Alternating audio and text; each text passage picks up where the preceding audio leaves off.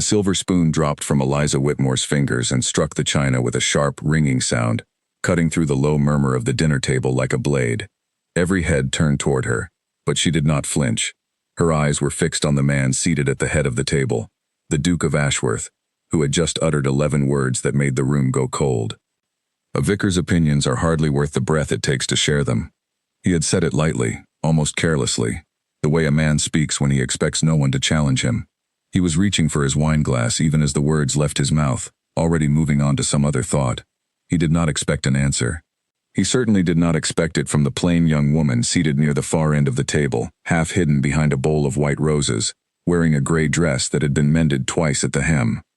"Then perhaps, Your Grace," Eliza said, her voice steady and clear enough to reach every ear in the room, "you have never truly listened to one." The silence that followed was total.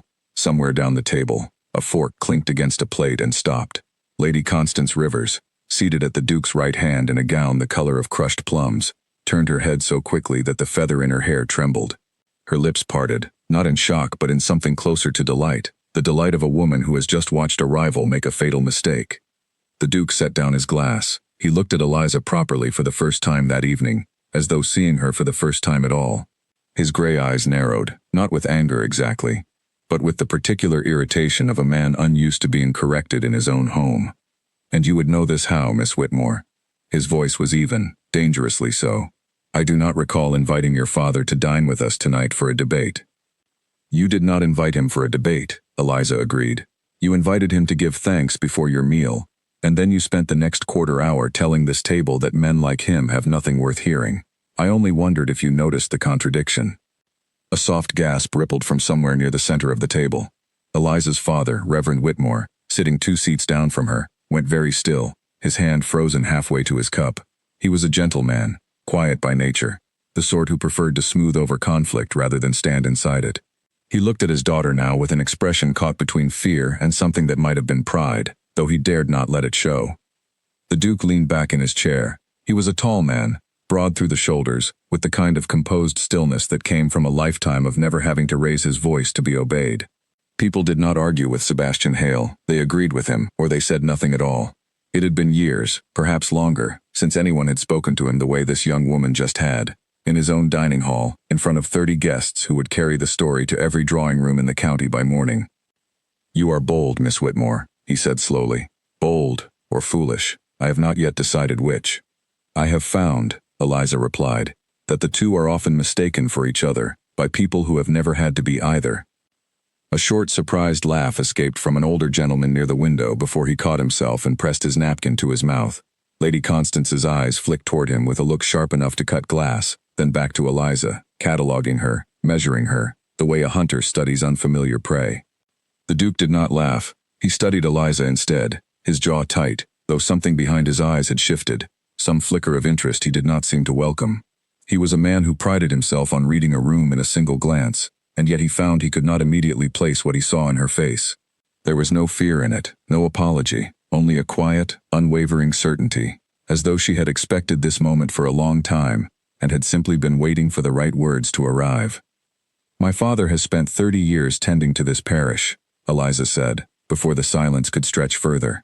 "He has sat beside the dying, fed the hungry from his own kitchen, and never once asked for a title or a coin in return. I do not think his worth is measured by whether a duke finds his conversation entertaining." The Duke's fingers tightened slightly around the stem of his glass. For a moment, something almost like shame crossed his features, quickly smoothed away and replaced by the practiced calm of a man who did not permit himself to be seen losing ground. "You speak very freely for a young woman seated so far from the head of my table," he said. "You speak very carelessly for a man seated at the head of it," Eliza answered. The room seemed to hold its breath as one. Lady Constance's smile had gone brittle at the corners. Reverend Whitmore reached beneath the table and pressed a hand to his daughter's knee, a silent plea, but Eliza did not look away from the Duke. She had spent her whole life being overlooked in rooms exactly like this one, seated at the edges, spoken over, spoken about, never spoken to. She had decided, somewhere between the soup course and the fish, that tonight would be different. The Duke rose from his chair. The movement was slow, deliberate, and it drew every eye in the room, including Eliza's. For one long moment she thought he meant to have her removed from the table, to end the evening with the kind of quiet cruelty men of his station used when they wished to punish without raising their voice. Instead, he lifted his glass toward her.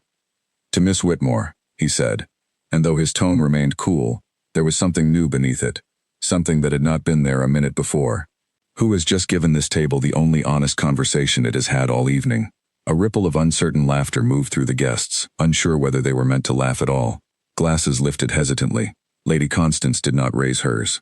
She sat with her hands folded in her lap, watching Eliza with an expression that had shed all pretense of warmth. And in that look Eliza understood, clearly and immediately, that she had made an enemy that night, one who would not forget the insult of being outshone by a vicar's daughter in a borrowed dress. The dinner resumed, though nothing about it felt the same. Conversation returned in careful fragments, guests glancing toward Eliza and then quickly away, unsure how to speak to a woman who had just done what none of them would have dared. The Duke said little more for the remainder of the meal, but Eliza felt his attention on her more than once, a weight she could not quite name, neither comfortable nor entirely unwelcome. When the final course was cleared and the guests began to rise, Reverend Whitmore took his daughter's arm with a grip tighter than usual. "Eliza," he whispered as they moved toward the door, "do you understand what you have done?" "I have told the truth," she said simply. "You have told the truth to a duke, in his own house, in front of half the county." Her father's voice was low, urgent, but not unkind. There are men who would forgive an insult far sooner than they forgive being made to look foolish. Eliza said nothing to that, because she did not yet know whether her father was right. She only knew that as she passed the Duke near the entrance hall, he stepped forward, briefly, as though he meant to speak to her again. Their eyes met for a moment that lasted no longer than a breath. "Good evening, Miss Whitmore," he said quietly, so that only she could hear it. "Good evening, Your Grace," she answered, and walked past him into the cold night air, her heart beating faster than she would ever admit, though whether from fear or something else entirely, she could not yet say. Behind her, in the doorway of Ashworth Hall, the Duke watched her go far longer than propriety allowed, while Lady Constance stood at his shoulder, smiling with her mouth but not her eyes, already turning the evening's events into a weapon she intended to use. Neither Eliza nor the Duke could have known, as the carriage pulled away down the darkened drive, that this single dinner would unravel everything they thought they understood about their places in the world, or that the quiet vicar's daughter who had dared to speak had already changed the course of a duke's life before the soup had even gone cold. Inside the carriage, Reverend Whitmore sat in silence for a long stretch of road, his hands folded tightly over his knees. The lanterns outside threw shifting light across his tired face, and Eliza watched him carefully, waiting for the reprimand she was certain would come. Instead, when he finally spoke, his voice was softer than she expected. "Your mother would have said the very same thing to him," he murmured, almost to himself. "Word for word, I think, though perhaps with less patience." Eliza turned toward him, surprised.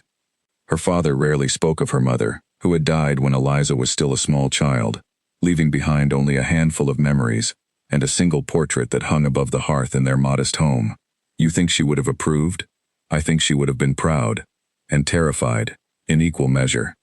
He allowed himself the faintest smile, though it did not fully reach his eyes. "As I am tonight." The carriage rattled on through the dark, past hedgerows and silent fields, until the small stone parsonage came into view, its windows glowing with the warm light of a single lamp left burning by the housekeeper. Eliza climbed down and stood for a moment in the cool night air, looking back the way they had come, toward Ashworth Hall, now nothing more than a distant glow against the hills. She could still feel the weight of the Duke's gaze on her, the strange stillness in the room after she had spoken, the way 30 guests had gone quiet all at once because a plain woman in a mended dress had refused to be silent. She did not regret a single word of it. But she was not foolish enough to believe there would be no consequence. Men of the Duke's rank did not simply forget an evening like this one. Neither, she suspected, did women like Lady Constance, whose smile had cooled into something far colder by the time the final course was cleared. Inside the parsonage, Eliza lit a candle and climbed the narrow stairs to her small room beneath the eaves. She sat by the window for a long while before undressing for bed, watching the dark shape of the hills where the hall stood hidden among the trees. Somewhere behind those walls, she imagined, the Duke of Ashworth was likely already forgetting her, turning his attention back to the business of his estate, his title, his carefully ordered world. She was wrong, though she would not learn how wrong for several days yet. At Ashworth Hall, long after the last carriage had rolled away down the gravel drive, Sebastian remained in the empty dining room, staring at the chair where Eliza Whitmore had sat. A servant came to clear the last of the glasses and hesitated at the door, unsure whether to disturb him. He waved the man away without looking up. He had hosted 100 dinners in this room. He had listened to countless guests flatter him, agree with him, laugh at jokes that were not particularly funny simply because he had made them. Not once, in all those evenings, had anyone dared to speak to him the way Eliza Whitmore had spoken tonight, plainly, without fear, without the slightest concern for what it might cost her. It unsettled him more than he wished to admit. He told himself it was simply irritation, the natural response of a man unused to being challenged in his own house. But when he finally rose and made his way to his study, he found he could not stop turning her words over in his mind, the steadiness of her voice, the quiet fire behind her eyes when she had told him plainly that he had never truly listened to a man like her father. He did not sleep well that night, and though he would never have admitted it to a single soul, some part of him was already looking forward to seeing her again. By the second morning, the story of the dinner at Ashworth Hall had already traveled farther than Eliza could have imagined. She learned this the moment she stepped into the village bakery and found the room fall quiet, the way it had fallen quiet at the Duke's table. Only this time the silence was not admiration but judgment. "There she is," a woman near the counter whispered, not quite softly enough, the one who spoke back to His Grace. Eliza kept her chin level and her basket steady on her arm, though her stomach twisted with each step toward the counter. She purchased her bread, exchanged a stiff nod with the baker's wife, and left without another word, though she could feel eyes following her the entire length of the street. By the time she reached the parsonage gate, 3 separate neighbors had found reason to be standing near their windows. Word, it seemed, traveled faster than any carriage. The source of most of it, Eliza suspected correctly, was Lady Constance Rivers. Within 2 days, the story being repeated across the county bore only a passing resemblance to what had actually happened. In one version, Eliza had insulted the Duke so grievously that he had nearly had her removed by force. In another, she had wept and begged forgiveness before the entire table. In a third, whispered by a shopkeeper's daughter who claimed to have heard it directly from a housemaid at the hall, Eliza had thrown a plate. None of it was true, but truth, Eliza was quickly learning, mattered very little once a story began to travel on its own. Reverend Whitmore bore the brunt of it in quieter ways. A parishioner who had always been warm toward him grew suddenly formal.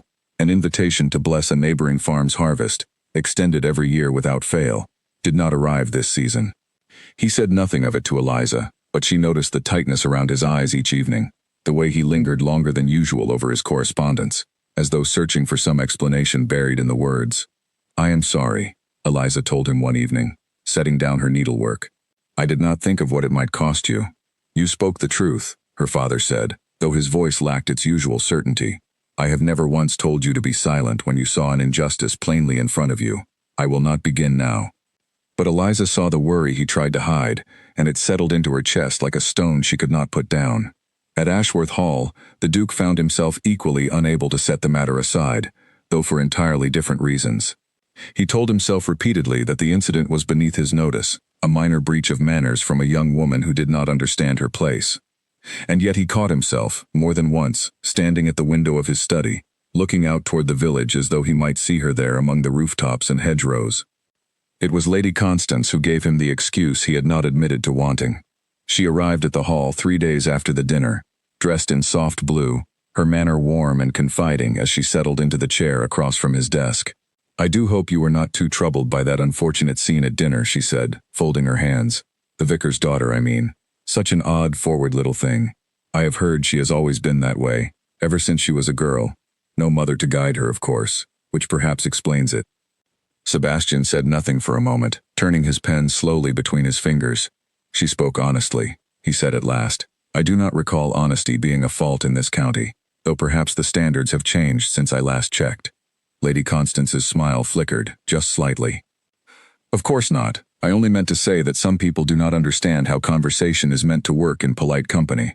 It is rather a shame, really. I have heard the parish has grown quite short of funds this season. The Reverend's little charity fund for the poor, I mean. It would be a pity if it went entirely without support." The words were delivered lightly, almost carelessly, but Sebastian caught the shape of the threat beneath them clearly enough, or he set down his pen. "Are you suggesting something, Lady Constance?" "Suggesting? Not at all." She rose smoothly, smoothing her skirts. "I simply thought you should be aware of how matters stand in the village. It would be so easy for a man in your position to help, or to withhold help, depending on how he felt about certain families. She paused at the door, glancing back at him with an expression of perfect innocence. I only want what is best for you, Your Grace. I would hate to see you associated with anything that might embarrass your name. She left him alone with his thoughts, exactly as she had intended. Sebastian sat for a long while after she had gone, staring at the papers on his desk without truly seeing them. He did not like being maneuvered, and he liked even less the realization that Lady Constance's veiled threat had been aimed not at him, but at Eliza and her father, two people who had done nothing except speak an inconvenient truth in his own dining room. The following afternoon, without fully understanding his own reasons for doing so, he ordered his horse saddled and rode toward the village. He told himself he meant only to inspect the state of the parish charity fund, a matter well within a duke's responsibility to his tenants. He did not examine too closely why his route happened to take him directly past the small stone parsonage at the edge of the green. Eliza was in the garden when she heard the horse approach, kneeling among a row of late autumn vegetables with dirt on her hands, and her sleeves rolled to the elbow. She looked up, expecting a neighbor, and instead found the Duke of Ashworth dismounting at her gate, looking entirely out of place against the modest fence and the crooked garden rows. Your Grace, she said, rising quickly and wiping her hands on her apron, though it did little good. I confess I did not expect to see you here. Nor did I expect to come, he admitted, and there was something almost wry in his tone, an honesty that surprised her. I am told the parish charity fund is in some difficulty. I have come to discuss it with your father. My father is visiting a sick parishioner and will not return until evening. Eliza studied him carefully, searching his face for the source of this sudden, unannounced concern. You could have sent word ahead and spared yourself the ride. I could have, he agreed, but I find I am not always inclined to do the sensible thing. A faint smile threatened at the corner of Eliza's mouth before she caught it and smoothed it away. That much I already suspected, Your Grace, from our conversation at dinner. Yes, he said. I imagine you did. They stood there a moment longer than was strictly necessary, neither quite certain how to end the exchange, until Eliza gestured toward the garden. Since you have ridden all this way, you may as well come in and wait. My father keeps a full account of the fund in his study. I can show you the figures myself, if you do not object to receiving them from a woman instead of a man.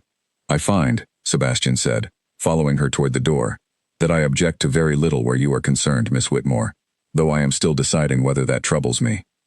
Inside the small, book-lined study, Eliza retrieved her father's ledgers and spread them across the desk, explaining the numbers with a clarity and precision that surprised him.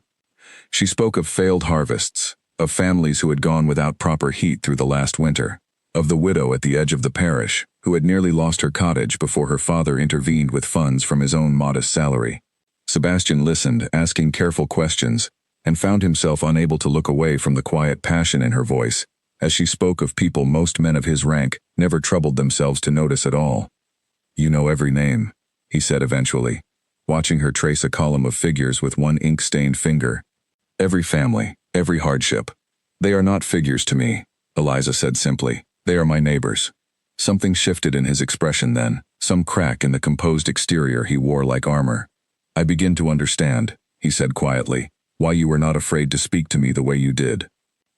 Before Eliza could answer, the study door opened, and Reverend Whitmore stepped inside, his eyebrows lifting in genuine surprise at the sight of the Duke seated across from his daughter, ledgers spread between them like the most natural thing in the world. Your Grace, he said carefully, glancing between the two of them, I was not told to expect you. I did not send word, Sebastian admitted, rising to his feet. A habit, it seems, I am only recently breaking. The Reverend's gaze moved to his daughter, taking in the flush along her cheeks, the ledger still open on the desk, and something in his expression grew thoughtful, though he said nothing more of it. He simply gestured for the Duke to sit again, and the conversation turned to matters of the fund, of the coming winter, of the families who needed help most urgently. Eliza remained through most of it, offering details her father sometimes forgot, and though nothing improper passed between her and the Duke, something had undeniably shifted since the dinner 3 nights before, something neither of them was yet ready to name. By the time Sebastian rode back toward the hall, the sun already low and gold behind the hills, he understood one thing with unwelcome clarity. He had not ridden into the village merely to discuss a charity fund. He had come because he could not stop thinking of the vicar's daughter who had dared to correct him at his own table, and he suspected, uneasily, that this would not be the last time he found an excuse to seek her out. Behind him, unseen, a curtain shifted at a window in a house near the green, where Lady Constance Rivers had been watching the road since morning, and had seen exactly what she had hoped never to see. She did not wait long to act. The very next afternoon she called upon Eliza at the parsonage, arriving in a carriage far too grand for the narrow lane, drawing curious glances from every neighbor within sight. Eliza received her in the small front parlor, uncertain what to make of the visit, though she suspected nothing good could come of it. "Miss Whitmore," Lady Constance said, settling onto the worn settee as though it were beneath her, which it very likely was. "I thought it only right that we speak, woman to woman, without any need for pretense between us." "I am not certain what there is to discuss, my lady." "Come now." Lady Constance's smile did not waver, though her eyes remained cool and assessing. "I saw the Duke's horse at your gate yesterday. I imagine half the village saw it as well.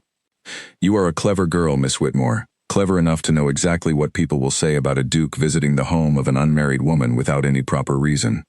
"He came to discuss the parish charity fund," Eliza said evenly, though a small knot of unease tightened in her chest. "My father was present for most of the conversation." "Most of it," Lady Constance repeated, letting the words hang delicately in the air. "I am sure that will comfort the gossips considerably, when the story reaches them, which it will, I assure you, whether either of us wishes it or not." She leaned forward slightly, her voice dropping into something almost gentle, almost kind, though Eliza did not trust it for a moment. "I do not say this to threaten you, Miss Whitmore. I say it because I believe you are intelligent enough to see the danger for yourself. The Duke is a man of considerable standing. Men of his rank do not marry vicars' daughters, whatever passing fancy might tempt them in a quiet moment. They enjoy themselves, and then they marry someone suitable, someone with a name and a fortune to match their own. When that day comes, and it will come, it is you and your father who will bear the shame of it, not him." Eliza kept her hands folded tightly in her lap, refusing to let her expression betray the sting of the words. "I appreciate your concern, my lady, though I confess I have made no plans regarding the Duke at all. He came to discuss a ledger, nothing more. For your sake, I do hope that remains true."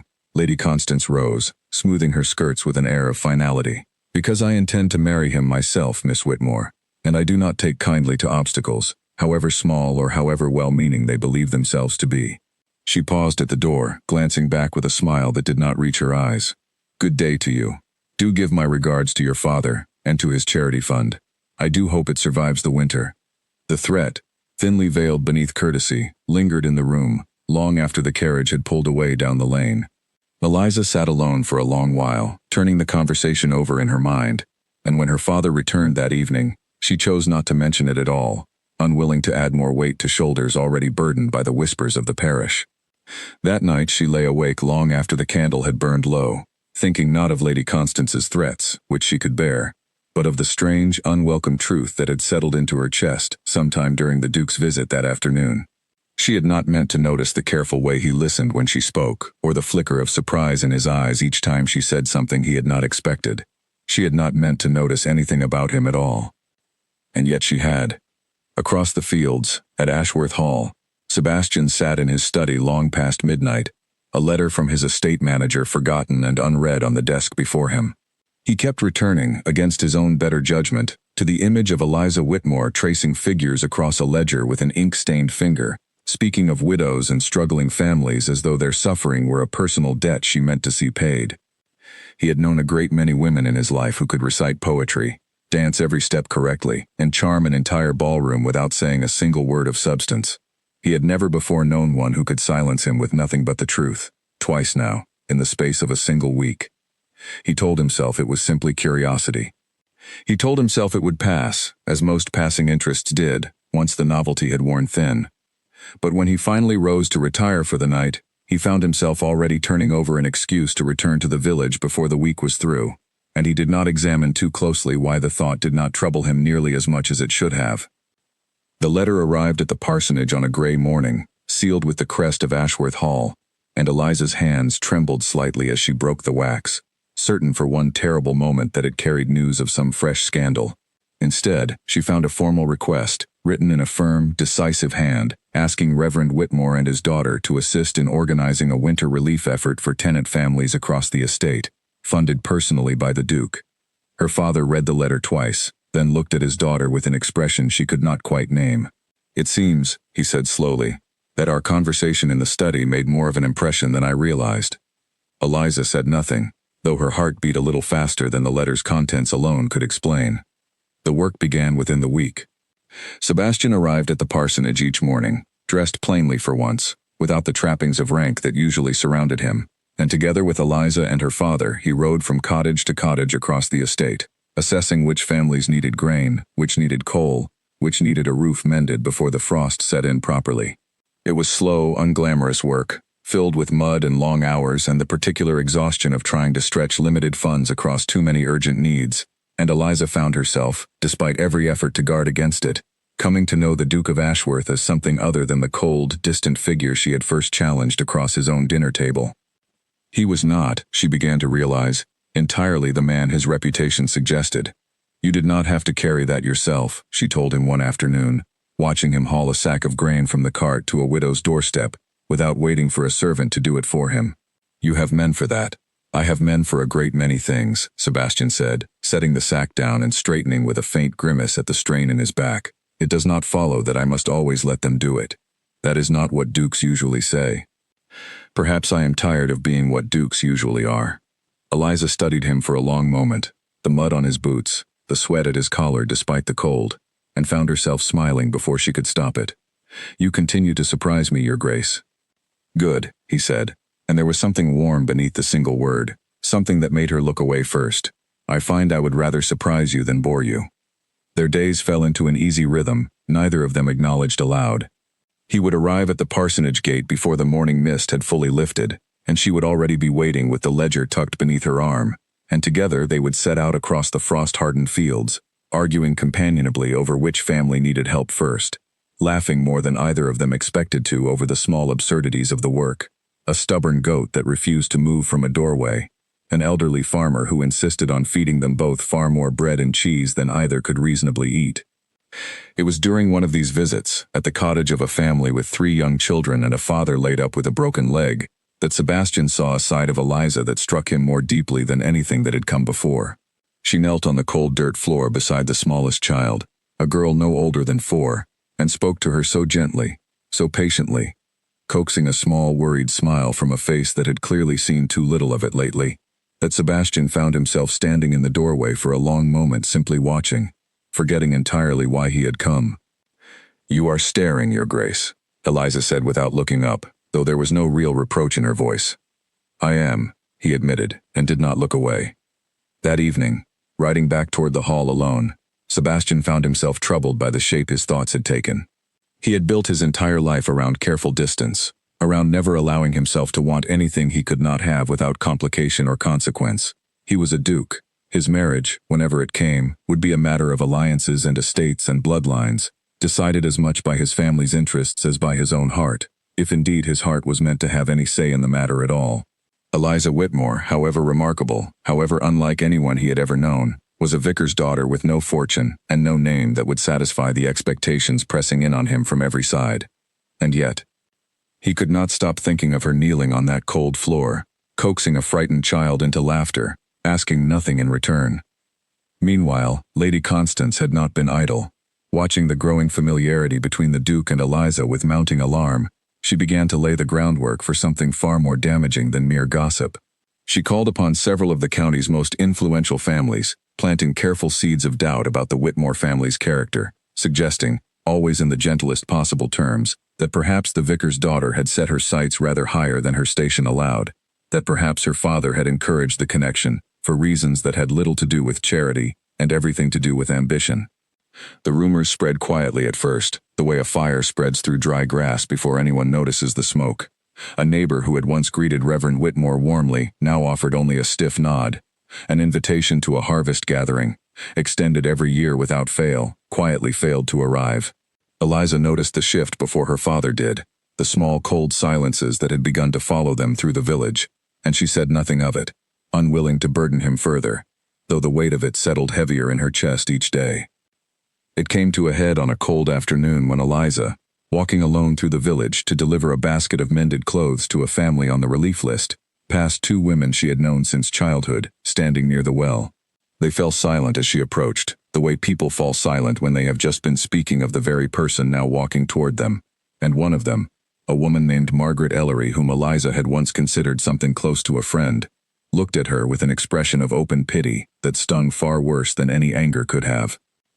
"Eliza," Margaret said carefully, "I do hope you know what you are doing." "I am delivering mended clothes to the Hargrove family," Eliza said evenly, "as I do every fortnight. That is not what I meant, and you know it." Margaret glanced at her companion, then back at Eliza, lowering her voice though there was no one else near enough to hear. "People are saying things, Eliza, ugly things, about you, about your father. They say he has encouraged this connection with the Duke, because he wants a grander living for himself, a better parish, favor with a man of title. They say you have set out to trap him, that a girl with nothing to offer but her tongue and her face has decided to reach far above what she deserves." The words landed like small, precise blows, each one finding its mark despite Eliza's best effort to remain steady. "None of that is true," she said, though her voice wavered slightly at the end. "My father has never asked the Duke for anything beyond fair wages for honest work among the tenants." "I believe you," Margaret said, not unkindly, "but belief will not stop the talk, Eliza. You know how this county is. Once a story takes hold, it hardly matters whether it is true." She hesitated, then added, more gently, "Be careful. That is all I mean to say. A Duke can survive any scandal that touches him, a vicar cannot." Eliza walked the rest of the way to the Hargrove cottage with her chest tight and her thoughts churning, Margaret's warning circling in her mind long after the encounter had ended. She delivered the basket, exchanged a few quiet words with the family, and made her way home through streets that felt colder and less familiar than they ever had before. Every glance from a passing neighbor now weighted with suspicion she could not simply reason away. That evening, she found her father in his study, staring at a letter with an expression she had never seen on his face before, not fear exactly, but something close to it, a weariness that seemed to have settled into his very bones. "What is it?" she asked, though some part of her already suspected the answer. "The bishop has written," he said quietly, setting the letter down. "It seems certain concerns have been raised about my conduct, about undue influence in this parish, and improper associations that reflect poorly on the church." He looked up at her, and for the first time in Eliza's memory, her father looked genuinely afraid. "They are asking me to explain myself, Eliza. They are asking whether I have used my position to encourage a connection between you and the Duke for the sake of personal gain." The room seemed to tilt slightly around her. "Lady Constance," Eliza said, the name coming out sharper than she intended. "Whoever it was," her father said heavily, "the damage is done regardless. If the bishop finds cause for concern, I could lose this parish, Eliza. Everything I have built here, everything your mother and I hope to give this community, could be gone within a season." Eliza sat down slowly across from him, the full weight of what she had set in motion finally settling over her like a physical thing. She had spoken the truth at that dinner table because it had needed saying, because she could not bear to sit silently while her father's calling was dismissed as beneath serious notice. She had not imagined, not truly, that the cost of that single honest sentence might fall not on herself but on the very man she had meant to defend. "I will fix this," she said quietly, though she did not yet know how. Her father reached across the desk and took her hand, his grip firm despite the exhaustion in his face. "You have done nothing wrong, Eliza. Remember that, whatever comes." But as she climbed the stairs to her room that night, Eliza could not shake the growing certainty that something would have to change, that the quiet, uncertain thing growing between herself and the Duke of Ashworth, whatever it was, however carefully neither of them had named it, could no longer remain a private matter between two people. It had already become something far larger, something with the power to cost her father everything he had spent his life building, and she did not yet know whether she had the strength to stop it before it did. She rose early the next morning, before the sun had fully cleared the hills, and walked the long road to Ashworth Hall alone, without waiting for the Duke's usual visit to the parsonage. The housekeeper who answered the door looked startled to find her there unannounced, but showed her through to the study without argument, where Sebastian sat over a stack of estate correspondence, his sleeves still rolled from an early morning spent inspecting the stables. He rose the moment he saw her face. "Eliza, what has happened?" She told him plainly, without softening any of it, the bishop's letter, the accusations of undue influence, the danger to her father's parish that now hung over their family because of a single honest sentence spoken at his dinner table weeks before. Sebastian listened in silence, his expression darkening with each word, until by the time she finished he had gone very still, the particular stillness of a man holding tightly to his temper. "Lady Constance," he said, and it was not a question. I have no proof, Eliza admitted. But I do not believe it is a coincidence that these accusations arose so soon after she called upon me at the parsonage and warned me quite plainly to stay away from you. Sebastian's jaw tightened. She said this to you directly? She did. She told me you would never marry a vicar's daughter, whatever passing fancy might tempt you, and that when the time came for you to marry someone suitable, it would be my father and I who bore the shame of it. Eliza forced herself to meet his eyes, though the words cost her more than she wished to admit. I did not come here to repeat gossip, Your Grace. I came because my father's entire life's work now hangs in the balance, and I do not know how to protect it. Sebastian moved around the desk and stood before her, closer than propriety strictly allowed, though neither of them stepped back. You should not have to protect it alone, he said. This is my doing as much as yours. I invited scrutiny onto your family the moment I began riding to the parsonage every morning, without a thought for how it would look to the rest of the county. You cannot undo a single conversation at a dinner table, Your Grace, however much either of us might wish otherwise. No, he agreed, but I can make certain the bishop hears the truth of the matter directly from me, rather than whatever twisted version Lady Constance has been feeding to every drawing room within 20 miles. He crossed to his desk and began drawing out fresh paper, his movements sharp with purpose. I will write to him today. I will explain plainly that the relief effort was my initiative alone, that your father's involvement has been nothing but honest service to his parish, and that any suggestion of impropriety is baseless. And if he does not believe you? Sebastian looked up at her, and something in his expression softened, though the determination beneath it did not waver. Then I will find another way, Eliza. I do not intend to let your father lose everything he has built because a jealous woman cannot bear to see me speak more than 2 civil words to someone she considers beneath her notice. The warmth in his voice, the fierce, unguarded protectiveness of it, caught Eliza entirely off guard, and for a moment neither of them spoke, the space between them charged with something neither had yet dared to name aloud. Why do you care so much what happens to us? Eliza asked quietly. We are not your responsibility, Your Grace. Whatever debt of gratitude you may feel toward my father for the charity work, it does not obligate you to fight the bishop on our behalf. Sebastian was quiet for a long moment, choosing his words with obvious care. I have spent my entire life surrounded by people who wanted something from me, he said finally. A title, an alliance, a favorable word to some acquaintance, an invitation to the right gathering. I learned very young to expect nothing genuine from anyone who smiled at me across a dinner table. His gaze held hers, steady and unflinching. You have never once asked me for anything, Eliza. Not even the night you humiliated me in front of 30 guests. You asked only that I listen. I find I would very much like to keep listening, if you will permit it. The words settled over her like warmth after a long cold, and though every instinct told her to guard herself carefully, to remember Margaret's warning and Lady Constance's threats and the vast, unbridgeable distance of rank that still stood between them, Eliza found she could not summon the will to step away from him. You are a very unusual duke, she said softly. So I have been told on more than one occasion, and always by you. A faint, genuine smile broke across his face, the first she had seen from him that morning. Go home, Eliza. Reassure your father as best you can. I will send my letter to the bishop before the day is out, and I will not rest until this matter is settled properly, whatever it costs me to see it done. She left the hall with a fragile thread of hope she had not carried with her on the walk there, though the fear for her father's future had not entirely lifted from her chest. As she made her way back down the long drive toward the village, she did not notice the figure watching from an upstairs window of the hall, nor did she know that Lady Constance, informed within the hour by a servant loyal to her purse rather than her conscience, had already begun planning her next move, one considerably more dangerous than idle gossip carried quietly between drawing rooms. That evening, Sebastian's letter to the bishop was sealed and dispatched by his fastest rider, carrying with it a full and forceful account of the relief effort, of Reverend Whitmore's tireless service to the parish, and of his own personal assurance that no impropriety of any kind had taken place. It was, he knew, only the first move in what he suspected would become a longer and more difficult contest.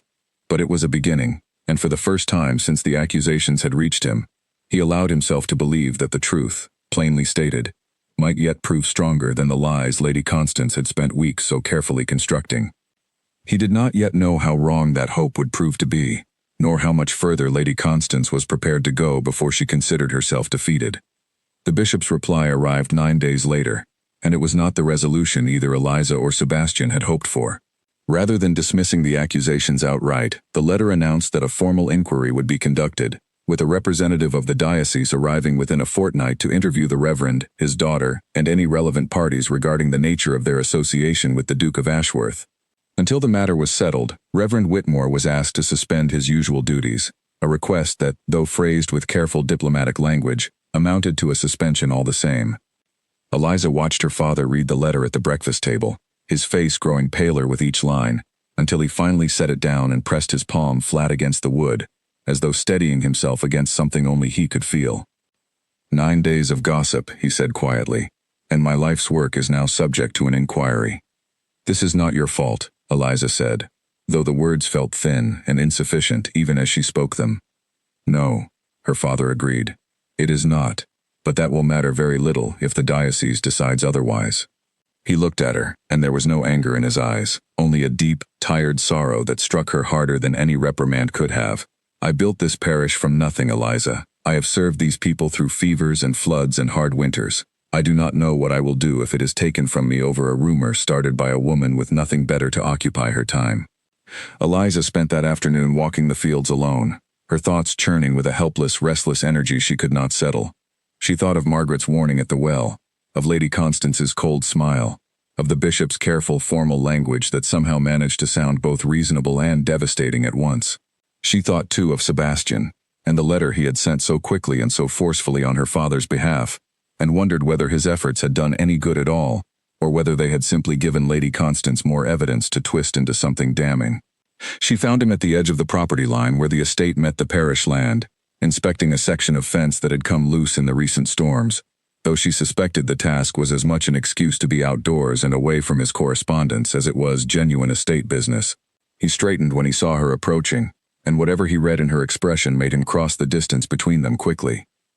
The bishop has ordered an inquiry, she said, before he could ask. My father's duties are suspended until it concludes. Sebastian's expression hardened into something cold and furious, though his voice remained carefully controlled. This is Lady Constance's doing. She has clearly reached someone within the diocese, someone willing to lend credibility to her claims for reasons of their own. Whatever the cause, the effect is the same. Eliza's voice wavered despite her best effort to keep it steady. My father may lose the only life he has built for himself since my mother died, and it is because of me, because I could not stay silent at your table when silence would have cost nothing. Do not say that. Sebastian's tone sharpened, though not unkindly. You spoke the truth. You owe no apology for that. Not to me, not to Lady Constance, not to anyone in this county who has decided that honesty is a greater sin than cruelty. The truth does not seem to matter much when it is weighed against a title and a fortune determined to see me and my father ruined. Eliza turned away from him, blinking back the sting of tears she refused to let fall in front of him. Perhaps it would be simpler if you and I had never spoken again after that dinner. Perhaps then none of this would have happened. Do you believe that? Sebastian's voice was quiet now, almost rough. When she did not answer immediately, he stepped closer, until she had no choice but to look at him. Because I do not believe it, Eliza, not for a single moment. She turned to face him fully then, and the raw honesty in his expression stripped away every careful boundary she had tried to maintain between them since that first dinner. Then what do you believe, Your Grace? I believe, he said slowly, that I have spent my entire life being told what I must want, who I must marry, what alliances I must form to satisfy the expectations pressed upon me, since before I could walk. I believe that in all those years, I never once felt the way I have felt in these past weeks, riding to a small stone parsonage each morning, simply because I could not bear the thought of a day passing without seeing you. His hand found hers, hesitant at first, then firmer when she did not pull away. I believe that if the cost of knowing you is a scandal invented by a jealous woman, then I will pay that cost gladly, and fight it with everything within my power, rather than lose whatever this is that has grown between us. Eliza's breath caught, and for a long moment neither of them spoke, the fading afternoon light stretching long shadows across the fence line between them. You cannot say such things to me, she finally managed, though her voice lacked any real conviction. You are a duke. I am a vicar's daughter with no fortune, and no name worth mentioning in the circles you were born into. I am aware of exactly who and what you are, Sebastian said. I find I have never cared for it less. The moment stretched between them, fragile and charged, until the sound of an approaching carriage on the nearby lane broke the spell entirely. Eliza stepped back quickly, smoothing her skirts, and Sebastian released her hand, though his eyes did not leave her face, as the carriage drew nearer and revealed itself to be Lady Constance's own, her driver slowing deliberately as it passed the fence line where the two of them stood. Lady Constance's face appeared at the window, her expression a study in perfect, poisonous satisfaction.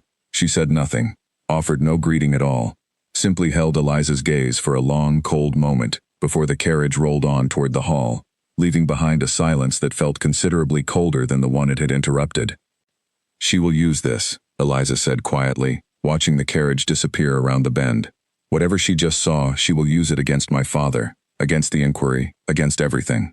Let her try." Sebastian's voice was steady, though his jaw remained tight with barely restrained anger. "I will not allow her to destroy your father's life simply because she cannot bear to see me care for someone who refuses to flatter her the way the rest of this county does." But as Eliza walked home that evening, the warmth of Sebastian's words tangled uncomfortably with a deep, gnawing dread she could not shake. She thought of her father, growing older and more tired with each fresh blow the inquiry brought, of the community he had served faithfully for 30 years now looking at him with suspicion instead of respect, and she wondered, not for the first time, whether the truth she had spoken so proudly at that first dinner had been worth the cost it now threatened to exact from the one person she loved most in the world. That night, unable to sleep, she sat by her window long after the candle had burned to nothing, staring out at the dark shape of the hills toward Ashworth Hall, and made a decision she had been circling for days without quite admitting it to herself. If Lady Constance intended to use whatever she had seen at the fence line as fresh ammunition against her father, then Eliza would have to reach the diocese's representative first, before the poison could take root any further. She would have to tell the truth plainly, completely and publicly, whatever the cost to her own reputation, if it meant sparing her father the ruin that now loomed so close over everything he had built.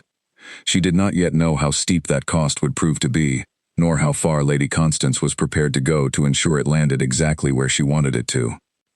The representative from the diocese, a stern, careful man named Reverend Aldous Finch, arrived at the parsonage 4 days later, and Eliza watched from the window as he stepped down from his carriage, ledger and letters in hand, his expression giving away nothing of what conclusions he had already begun to draw before a single question had been asked.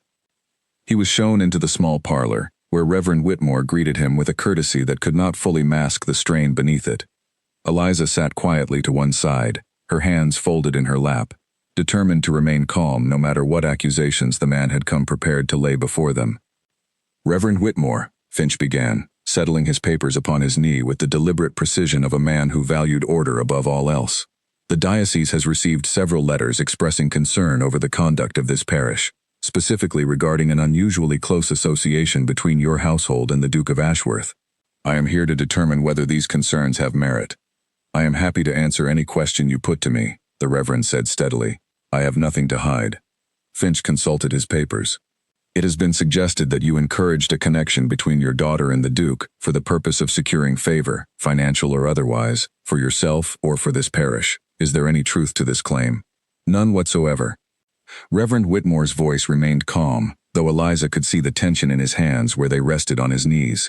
"The Duke approached my daughter and myself regarding a winter relief effort for his tenants, work which has fed and sheltered a great many families who would otherwise have suffered through the coming frost. I have asked nothing of him beyond fair wages for honest labor among those families, and I would ask precisely the same of any man of means willing to help this parish." "And your daughter's involvement?" Finch turned his gaze toward Eliza for the first time since entering the room.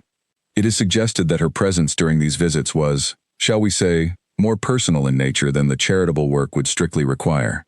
Eliza met his gaze directly, refusing to let her voice shake. "I kept the ledgers, Reverend Finch, because I have always managed my father's parish accounts, a task I have performed since I was old enough to hold a pen steadily. If the Duke found my company agreeable during that work, I cannot account for his preferences, only for my own conduct, which has been entirely proper at every moment." "You deny any romantic understanding between yourself and the Duke?" The question hung in the room, sharper and more direct than anything that had come before it, and Eliza felt her father's eyes on her, watching, waiting, though he said nothing to interrupt. She thought of Sebastian's words at the fence line, the raw honesty of them, the warmth she had not been able to deny even to herself, and she understood, with sudden clarity, that a lie here would only delay the reckoning, not prevent it. "I will not insult you with a denial that is not entirely true," she said finally, choosing each word with care. "The Duke and I have come to know one another through the relief work, and I will not pretend that regard has not grown between us. But I assure you, Reverend Finch, that regard has never once influenced the manner in which this parish has been run, nor has it ever been used to secure any advantage, financial or otherwise, for my father or for myself." A heavy silence followed her words. Reverend Whitmore's expression remained carefully neutral, though Eliza could see the flicker of surprise, and something like fear, in his eyes at her honesty. Finch studied her for a long moment, his pen hovering above his papers without writing anything at all. "That is a remarkably candid answer, Miss Whitmore," he said finally. "Most in your position would have denied it outright. Most in my position have not spent their whole life being taught that honesty matters more than comfort," Eliza replied. "I will not begin lying now, whatever it costs me." Finch made a brief note in his ledger, his expression unreadable, and rose to take his leave shortly after, promising a full report to the bishop within the week. He offered no indication of what conclusion he had reached, and Eliza spent the remainder of the day in an agony of uncertainty, replaying every word of the interview, wondering whether her honesty had helped her father's cause, or sealed its fate entirely. That evening, once Finch's carriage had long since disappeared down the lane, her father found her in the garden, staring out at the darkening fields without truly seeing them. "Why did you tell him the truth?" he asked quietly, coming to stand beside her. "You could have denied it. It would have been simpler." "Because a lie would not have held, not with Lady Constance watching for any excuse to expose it herself, and worse, on her own terms." Eliza wrapped her arms around herself against the evening chill. "I would rather the truth cost us dearly than have a lie cost us everything, later, when we are least prepared for it." Her father was quiet for a long moment, studying her face in the fading light. "Your mother would have said the very same thing," he said finally, echoing words he had spoken once before, in the carriage after that first fateful dinner. "I only hope the diocese proves as understanding of honesty as I have always tried to be." Neither of them slept easily that night, and across the fields at Ashworth Hall, Sebastian paced his study long after midnight, having learned of the interview through a servant's careful report, uncertain whether Eliza's candor would save her father's parish, or hand Lady Constance the very weapon she had been waiting for all along. The bishop's final letter arrived on a bright, cold morning, and this time it was Sebastian who brought it himself, riding hard to the parsonage the moment his own correspondence confirmed what he already suspected Lady Constance had arranged behind the scenes. He found Eliza in the garden, and the grim set of his jaw told her everything before he had spoken a single word. "The bishop has scheduled a formal hearing," he said, dismounting quickly.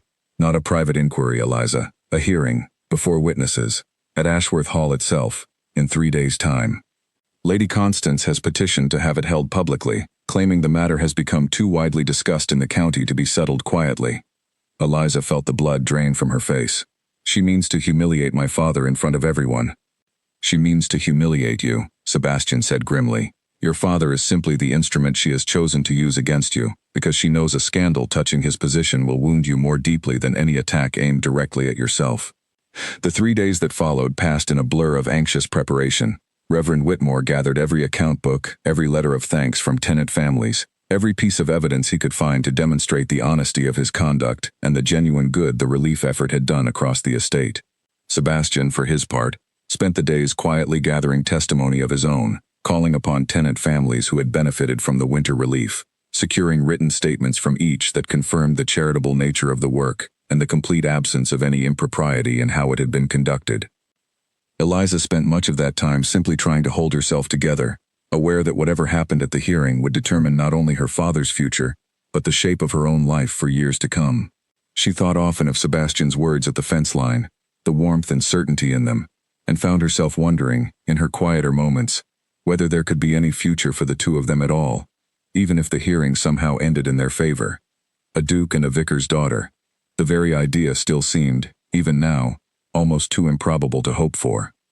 The morning of the hearing arrived cold and clear, and Ashworth Hall's great dining room, the very room where Eliza had first challenged Sebastian across a crowded table, had been arranged instead with rows of chairs facing a long table where the bishop's representative sat flanked by 2 other clergymen, brought in to lend the proceedings proper weight. Word had spread through the county with predictable speed, and by the time the hearing began, nearly every chair was filled, curious neighbors and wary acquaintances alike, all come to witness whatever verdict the church would deliver. Lady Constance sat near the front, dressed in deep crimson, her expression composed into perfect, practiced sympathy. as though she were merely a concerned observer rather than the architect of the entire proceeding. She caught Eliza's eye once as the room settled, and the small, satisfied curve of her mouth told Eliza everything she needed to know about how confident Lady Constance felt in her victory. Reverend Finch opened the hearing with a summary of the accusations, restating in careful, formal language the claims that Reverend Whitmore had encouraged an improper connection between his daughter and the Duke for personal gain, and that the relationship itself had compromised both the integrity of the parish and the reputation of the diocese. Reverend Whitmore was called first, and answered every question with the same steady honesty he had shown from the beginning, presenting his account books, his letters of thanks, the plain, undeniable evidence of a man who had spent 30 years serving his parish faithfully and without complaint. It was not enough to settle the matter entirely. Lady Constance, when called to speak, rose with an air of great reluctance, as though she found the entire proceeding distasteful and had only come forward out of a painful sense of duty.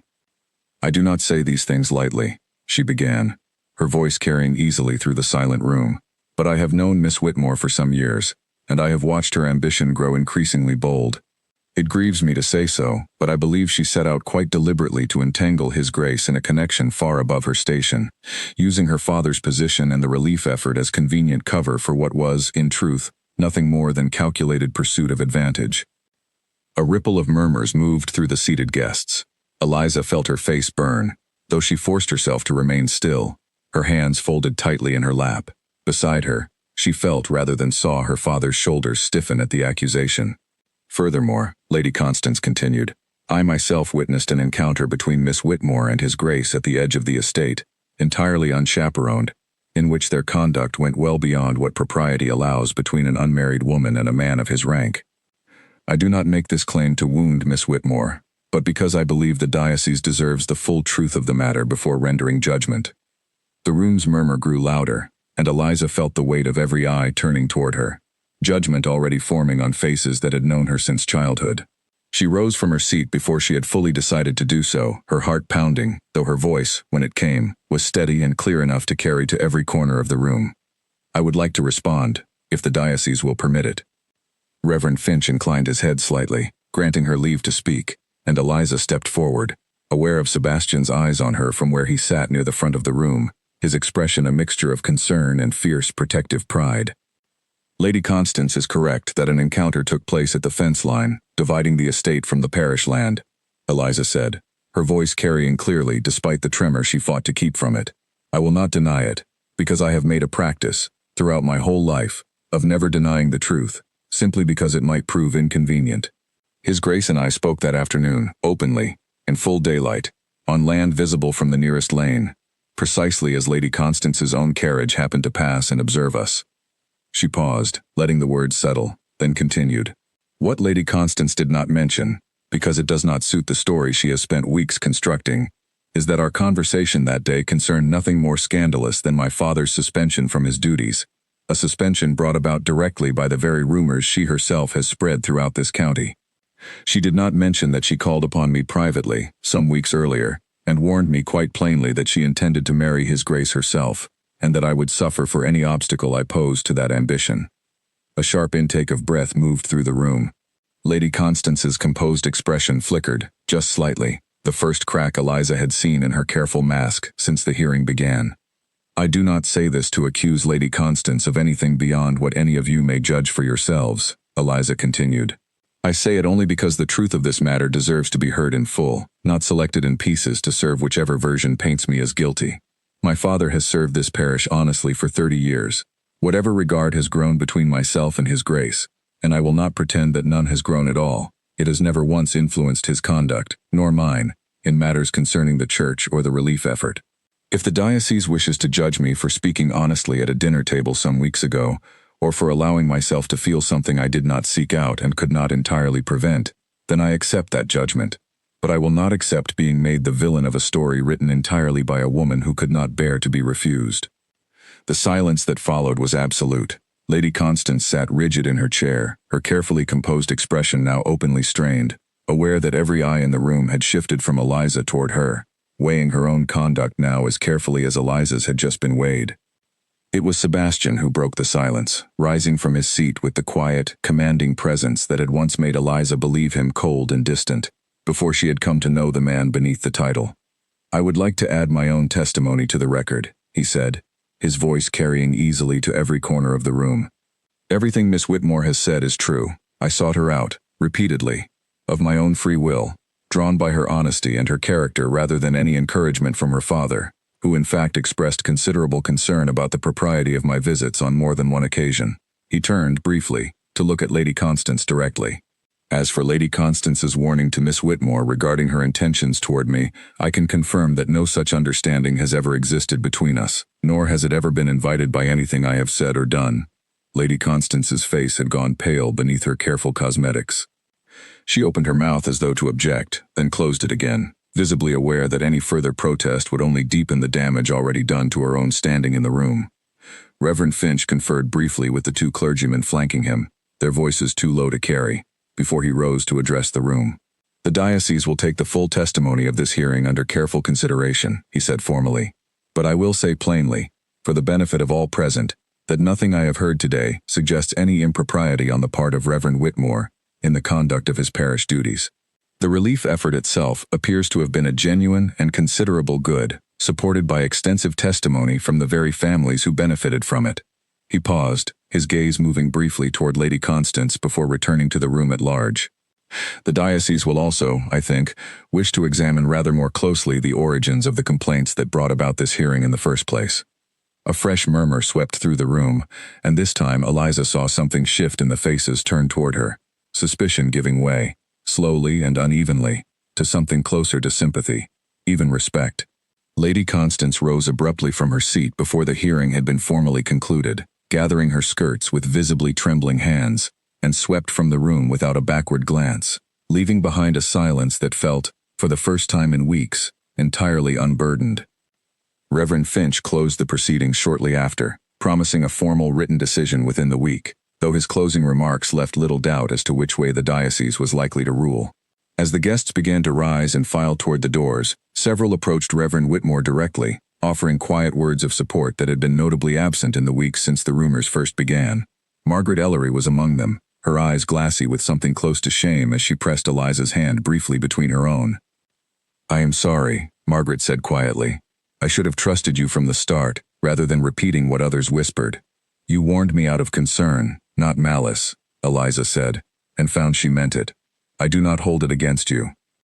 By the time the room had largely emptied, only a handful of guests remained, lingering in small clusters to discuss what they had witnessed, and Eliza found herself finally alone with her father near the great hearth, the fire crackling softly against the settling quiet. "You should not have spoken so plainly," Reverend Whitmore said, though there was no reproach in his voice, only a kind of stunned, exhausted wonder. "You have laid your own heart bare in front of the entire county, Eliza, in a room full of strangers and gossips who will carry every word of it to every corner of the parish by morning." "I know," Eliza admitted, "but a half-truth would have served Lady Constance's purpose far better than my own. I could not protect you by hiding, Father, only by standing in the light and letting them see plainly that I had nothing to be ashamed of." Her father studied her for a long moment, and then, unexpectedly, he laughed, a tired, relieved sound that seemed to release some great weight from his shoulders all at once. "Your mother," he said, shaking his head slowly, "would be insufferably proud of you right now, and would tell me so at considerable length."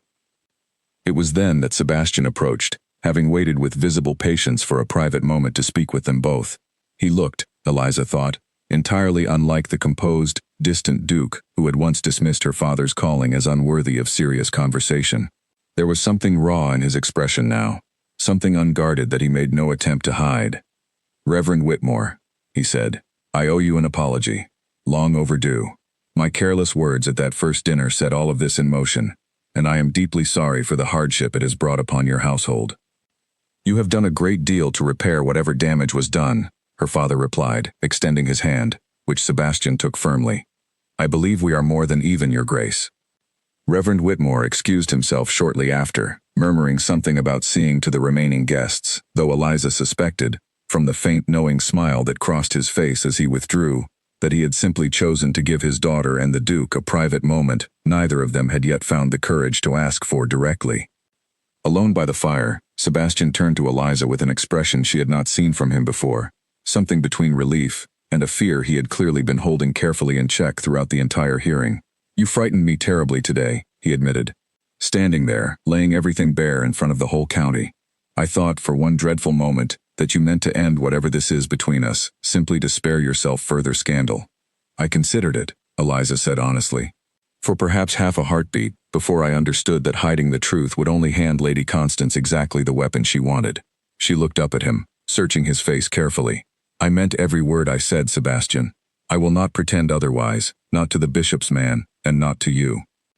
His name, spoken for the first time without title or formality, seemed to settle something between them entirely. Sebastian reached for her hand, and this time neither of them hesitated, nor pulled away, nor pretended the moment meant anything less than it did. "Then let me be equally honest," he said quietly. "I do not intend to let a difference in rank stand between myself and the one person in this county who has never once lied to me, nor flattered me, nor wanted anything from me beyond honesty in return. Whatever the cost to my family's expectations, Eliza, I find I no longer care to measure my life by them." "Your family will not accept this easily," Eliza said, though there was no longer any real resistance in her voice, only a lingering caution born of weeks spent bracing for disaster. "A duke does not simply marry a vicar's daughter without consequence." "No," Sebastian agreed. "He does not. But I have spent this entire year discovering that the things worth having are rarely the things that come without a fight for them." He lifted her hand gently and pressed a light, careful kiss to her knuckles. An act so simple and yet so entirely unlike anything that had passed between them before that Eliza felt her breath catch in her chest. "I am prepared to fight for this, Eliza, for as long and as hard as it takes. I only hope you are prepared to stand beside me while I do." Outside, the last of the hearing's guests were climbing into their carriages, carrying word of the day's events out into the county where, by morning, an entirely different story than the one Lady Constance had spent weeks constructing would begin to spread instead. And in the quiet warmth of the great hall, beside a fire that had burned low but steady throughout the long, difficult afternoon, Eliza Whitmore allowed herself, for the first time since that fateful dinner weeks before, to imagine a future she had never dared to hope for. The bishop's formal decision arrived exactly 1 week later, and this time there was no ambiguity in it at all. Reverend Whitmore was fully cleared of any wrongdoing, his duties restored immediately, along with a brief but pointed note commending his 30 years of faithful service to the parish. A separate, more discreet letter reached certain members of the diocese regarding the origins of the complaints against him, and though nothing was ever stated publicly, word moved quickly through the county that Lady Constance Rivers had quietly departed for her family's estate in the north, with no indication of when, or whether, she intended to return. The village that had grown so cold toward Eliza and her father in the preceding weeks seemed, almost overnight, to remember its former warmth. Neighbors who had avoided her eyes in the bakery now greeted her by name.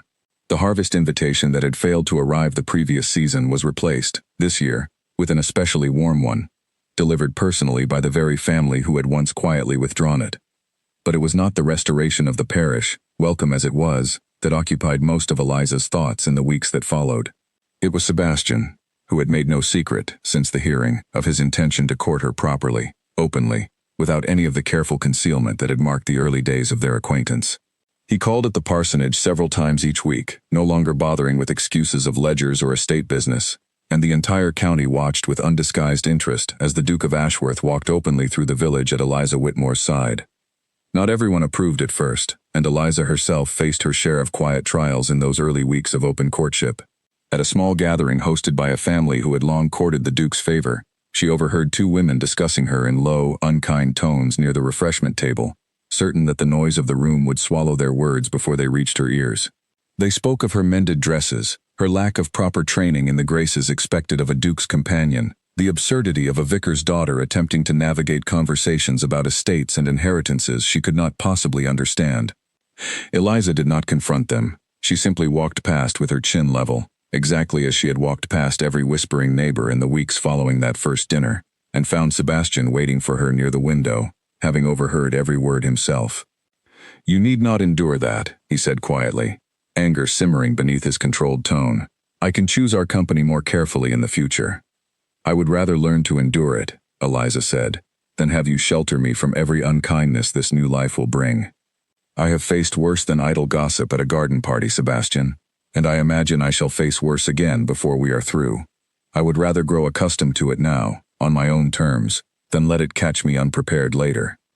He studied her for a long moment, something like renewed admiration crossing his features. "You continue to surprise me," he said, echoing words she had once spoken to him in a muddy cottage doorway. "Good," she replied, allowing herself a small smile. "I would rather surprise you than bore you." Sebastian's aunt, Lady Ashworth's elder sister and the closest thing to family he had left since his parents' passing, arrived at the hall one gray afternoon with a face like a gathering storm, having heard the news from a cousin 3 counties away. "A vicar's daughter," she said, seating herself in his study without invitation, her tone carrying the particular disdain of a woman who had spent her whole life measuring worth in titles and land. "Sebastian, you cannot be serious. The family name has never been attached to anything less than a suitable match. Your father would be appalled." "My father is not here to be appalled," Sebastian said evenly, though his jaw had tightened at her tone. "And I have found, over these past weeks, that I care considerably less for suitability than I once believed I did. You will be a laughingstock. Every drawing room in London will speak of nothing else for a season." "Let them speak," Sebastian said. "I have spent my entire life being exactly what this family expected of me, Aunt Beatrice.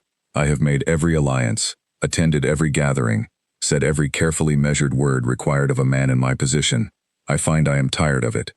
Eliza Whitmore has never once asked me to be anything other than honest, and I have discovered, rather to my own surprise, that honesty suits me considerably better than the life I was raised to lead." His aunt studied him for a long moment, searching his face for some sign of the wavering she clearly expected, and found none. Something in her expression shifted, grudgingly, from disapproval toward something closer to reluctant curiosity. "She must be a remarkable young woman," she said finally, "to have changed you so thoroughly in the space of a single season." "She is," Sebastian said simply, and offered nothing further. And his aunt did not leave that day fully reconciled to the match, but neither did she forbid it, and Sebastian understood, watching her carriage depart down the long drive, that this small, grudging acceptance was likely the closest thing to a blessing his family would offer, and that it would have to be enough. It was on a crisp morning in early winter, nearly 2 months after the hearing, that Sebastian rode to the parsonage with a particular purpose he had been carefully preparing for over the preceding week. He found Eliza in the garden, gathering the last hardy vegetables before the frost claimed them entirely, and she straightened at his approach with the easy, unguarded smile that had become entirely familiar to him now, so unlike the wary courtesy of their very first exchanges.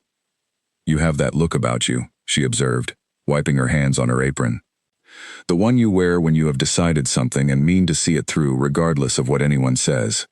"I do have that look, yes." Sebastian dismounted and crossed to stand before her, and something in his manner, a nervousness she had never once seen from him, made her set down her basket entirely.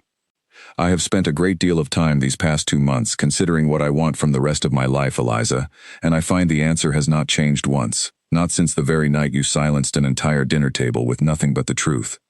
He reached into his coat and drew out a small velvet box, and Eliza's breath caught as understanding dawned across her face.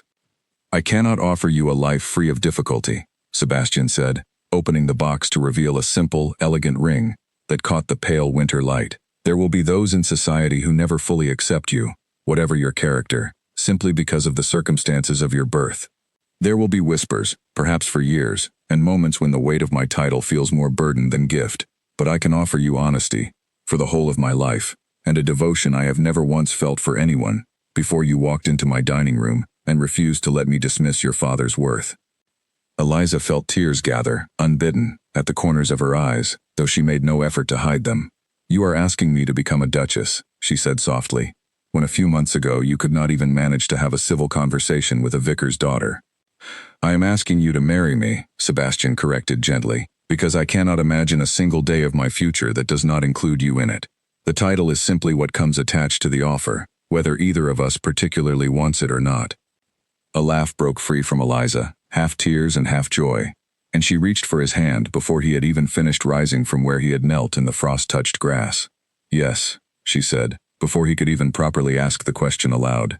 "Yes, Sebastian, 1,000 times yes." He rose and drew her into his arms, and for a long moment neither of them spoke at all, the cold morning air forgotten entirely in the warmth of finally, openly, being exactly what they had both wanted to be for weeks without either quite admitting it. Reverend Whitmore, watching from the study window with an expression caught somewhere between joy and disbelief, allowed himself a small, satisfied smile, before turning away to give his daughter and the Duke their privacy, already composing in his mind the words he would use to announce the happy news from his pulpit come Sunday.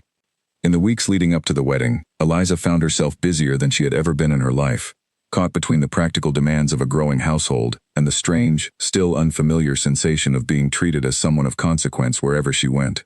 Sebastian insisted on involving her directly in decisions regarding the estate, refusing to treat her as a mere ornament to his household the way so many husbands of his rank treated their wives, and Eliza discovered a genuine talent for the work, applying the same careful attention to the estate's tenant accounts that she had once brought to her father's parish ledgers. She made a point, in those weeks, of visiting every family who had benefited from the winter relief effort, ensuring that the good work begun in crisis would not simply fade once the crisis itself had passed. She established a small school in the village, funded jointly by herself and Sebastian, where children of tenant families could learn their letters regardless of what their parents could afford to pay, a project that drew warm approval even from those corners of society that had once viewed her with the greatest suspicion. Her father, watching his daughter settle into her new role with a grace that surprised even him, found himself reflecting often on how far she had come since that first fateful dinner. "You have not changed at all," he told her one evening, as they reviewed the final arrangements for the wedding together in the parsonage study. "You are simply doing now, on a grander scale, exactly what you have always done, speaking honestly, caring for those who have been overlooked. I do not think Sebastian fell in love with a duchess, Eliza. I think he fell in love with precisely the woman you have always been." Word of the coming marriage spread far beyond the county in the weeks before the ceremony, carried by letters and idle conversation into drawing rooms across the country. And though a few voices among the fashionable elite continued to murmur about suitability and station, far more found themselves quietly charmed by the story of a duke who had chosen honesty over rank, and a vicar's daughter who had refused to be silenced simply because the world expected it of her. By the time the wedding day itself arrived, even Sebastian's most reluctant relations had softened considerably, swept along by a story that had, against every expectation, captured the sympathy of the very society that might once have condemned it outright. The wedding took place the following spring, in the small stone church where Reverend Whitmore had served for 30 years, rather than the grand cathedral society had expected of a duke's marriage. Eliza wore a simple gown, unadorned by the elaborate finery most brides of her new station would have insisted upon, and the church filled not with London's fashionable elite, but with the tenant families whose winters had been eased by the relief effort, the neighbors who had once whispered against her and now wept openly with joy at her happiness, and a scattering of Sebastian's family members who had, over the intervening months, come slowly and grudgingly around to accepting the match. Sebastian's aunt attended, seated in the front pew, and though she said little throughout the ceremony, Eliza caught her dabbing carefully at her eyes during the vows, a small, unexpected softening that suggested the old woman's reluctant approval had, somewhere along the way, become something warmer. As Eliza walked back down the narrow aisle on her husband's arm, past the very pews where she had sat every Sunday of her life listening to her father's sermons, she caught sight of her father standing near the door, watching her with an expression of such profound, tearful pride that she nearly lost her own composure entirely. "Your mother would be so proud," he said, taking her hand briefly as she passed. "Prouder, I think, than words could properly capture." Outside, the whole village had gathered to see them off, and as Sebastian helped her into the waiting carriage, Eliza looked back one final time at the small church, the parsonage garden where she had first learned to speak her mind without fear of the cost, and the county that had once nearly cost her everything, before ultimately giving her more than she had ever dared to hope for. Margaret Ellery stood among the well-wishers near the church gate, having become, over the intervening months, one of Eliza's most steadfast friends once more. The awkwardness of that difficult conversation by the well long since mended between them. She caught Eliza's eye as the carriage passed and lifted a hand in warm farewell, and Eliza returned the gesture, grateful for the reminder that not every bond broken by rumor need remain broken forever. The carriage pulled away down the lane toward Ashworth Hall, no longer merely the seat of a duke's estate, but, from that day forward, her home as well. And as the village faded behind them into the soft spring light, Eliza rested her head against Sebastian's shoulder, utterly at peace with the improbable, remarkable turn her life had taken since the night she had dropped a spoon at his dinner table and refused, against every expectation of her station, to stay silent. "Do you regret any of it?" Sebastian asked quietly, his fingers laced through hers as the familiar hills rolled past the carriage window. "The scandal, the hearing, everything it cost your father before it finally righted itself?" Eliza considered the question seriously, turning it over the way she turned over every question that mattered to her. I do not regret speaking the truth that first evening, she said finally. I never could have, whatever it cost. But I am endlessly grateful it led me here. To you. To this life I never once let myself imagine wanting. She lifted her head to look at him directly, her eyes bright with a happiness that had taken so long, and cost so much, to finally arrive at. I think, in the end, the truth was always going to find its way to us, however difficult the road to reach it.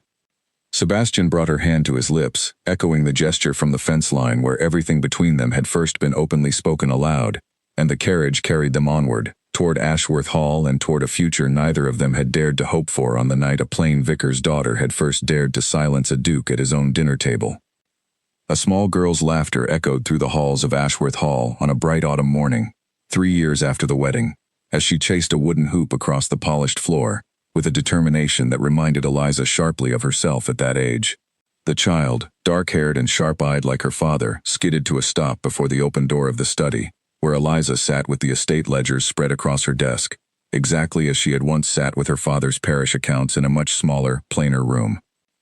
"Mama," the girl announced breathlessly, "Papa says I may ride the pony to the village today, if you allow it." Eliza set down her pen, fighting a smile at her daughter's obvious certainty that permission had already been secured, requiring only her formal agreement to make it official. "Did your father say this, or did you simply decide it and inform him afterward?" The girl's confident expression flickered, just slightly, betraying the truth of the matter, and Eliza laughed outright, rising from her desk to gather her daughter into a brief, affectionate embrace. "We shall discuss it with your father together," she said, "and you shall learn, my darling Charlotte, that honesty serves you rather better than assuming permission you have not yet properly earned." They found Sebastian in the stable yard, inspecting a new mare with the same careful, hands-on attention he brought to every aspect of the estate, though the years had softened the guarded distance that once defined him so completely. He straightened at their approach, and the warmth that crossed his face at the sight of his wife and daughter together was entirely unguarded, nothing like the careful composure he had once worn like armor at every dinner and gathering. The stable hands, long accustomed to their master's transformation over the years, no longer looked twice when he knelt in the straw to examine a new foal's legs himself, rather than leaving the task entirely to his grooms, or when he spent a full hour some afternoons simply teaching Charlotte how to properly brush down a pony's coat, patient in a way few would have believed possible of the cold, distant duke he had once been known as throughout the county. It was a change many of the older tenants still remarked upon quietly among themselves, marveling at how thoroughly love and honesty had reshaped a man they had once considered untouchable. "She rode the entire length of the lane without a single complaint," Sebastian added, glancing fondly at Charlotte, who had already wandered off toward the paddock fence to greet the mare directly. "I thought you would want to know that before deciding whether the village trip was earned or not." "A clever attempt to sway my judgment," Eliza said, though she could not keep the fondness from her own voice. "Very well, she may go, provided one of the grooms rides alongside her the entire way." Charlotte's triumphant shout of delight carried clearly across the stable yard, startling a flock of pigeons into flight from the barn roof above. And Sebastian laughed, the easy, unguarded sound of a man entirely at peace with the life he had built, so different from the careful, measured laughter Eliza remembered from their earliest wary exchanges years before.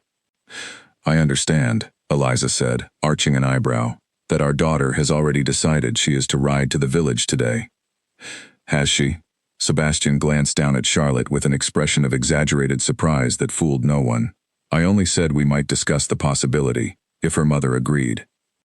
"A distinction our daughter appears to have overlooked entirely," Eliza said, though her tone carried no real reproach.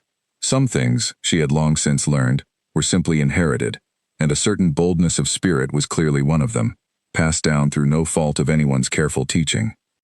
The village itself had changed a great deal in 3 years, prospering steadily under the combined efforts of the estate's relief work and the small school Eliza had established, which now educated nearly 40 children from families who could never before have afforded such instruction. Reverend Whitmore, though he had grown noticeably grayer and slower in his movements, still served the parish faithfully, refusing every gentle suggestion from his daughter that he consider easing his duties, insisting that he intended to serve until his very last breath allowed it. He doted openly on his granddaughter, a fact that surprised no one who had known him during Eliza's own childhood, and it was to his cottage garden that the small family often rode on quiet afternoons, watching Charlotte chase the chickens with the same fearless energy her mother had once brought to every challenge life placed before her. That afternoon, while Charlotte rode her pony toward the village with a groom keeping careful pace beside her, Eliza and Sebastian called upon Reverend Whitmore at the parsonage, finding him in his garden among the same rows of vegetables where Eliza had once knelt in her mended apron the day the Duke first appeared unannounced at her gate. He rose slowly to greet them, leaning briefly on his cane before waving off Sebastian's offered arm with a stubborn shake of his head. "I am old, not helpless," he said, though his eyes crinkled with warmth at the gesture. "Sit with me a while. Charlotte will find us soon enough once she tires of the chickens." They settled onto the worn bench beneath the old oak tree, and for a long while the three of them simply talked, of the school's growing enrollment, of a new family recently arrived in the parish who needed help settling into a cottage, of small, ordinary matters that had once seemed impossibly distant during the darkest weeks of the hearing years before. Reverend Whitmore listened more than he spoke these days, content to watch his daughter manage the concerns of an entire estate with the same steady care she had once brought to his own modest parish accounts. "I still remember the fear in your face," he said eventually, watching a robin settle on the garden fence. "The night after that first dinner, when you asked whether I understood what you had done. I did not know then whether I was watching my daughter ruin herself, or save herself entirely. I confess I still marvel, some days, that it turned out to be the latter." "It was never a certainty," Eliza admitted. "I very nearly lost everything, Father, and very nearly cost you everything as well." "And yet here we sit," Sebastian said quietly, "in this same garden, with nothing lost at all, and a great deal gained instead." He reached for Eliza's hand, and Reverend Whitmore watched the small, familiar gesture with quiet satisfaction, a father's contentment at seeing his daughter settled, finally and completely, into a happiness that had once seemed so uncertain.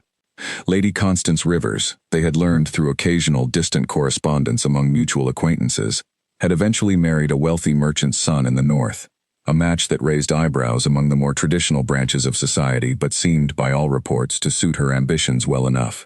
Eliza held no particular ill will toward her these days, the sting of that difficult season having long since faded into something closer to distant memory than lingering wound.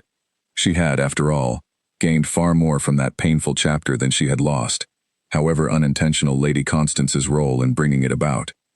Sebastian's aunt, Beatrice, visited twice yearly now, and had become, somewhat to everyone's amusement, one of Charlotte's most devoted admirers, spoiling the girl with gifts and stories of the family's history that Eliza suspected were only partly true.